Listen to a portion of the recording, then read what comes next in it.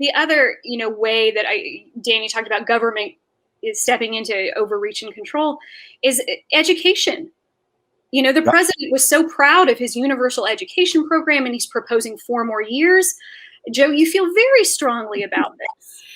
Yes, he's talking about tacking on a couple years of education after high school. Well, I am a teacher. I teach at almost a top 20 university. I teach at Clemson University, and publishers every year, they try to get our business. They say, take a look at our textbook, and every few years they revise their textbooks.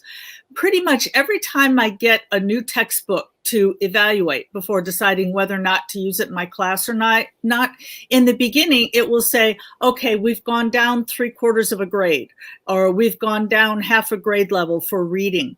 And if you look at the textbooks that we were using back in my generation compared to the textbooks that we're using now, they've been dumbed down. So again, we go back to, why do we need a couple more years of education tacked on to high school? Because this is stuff that we used to learn in high school, except now the government has done such a poor job that now they've got to give us what we used to learn in high school. And if you look at where there's competition, such as computers, such as automobiles, where people are competing to give us the best product.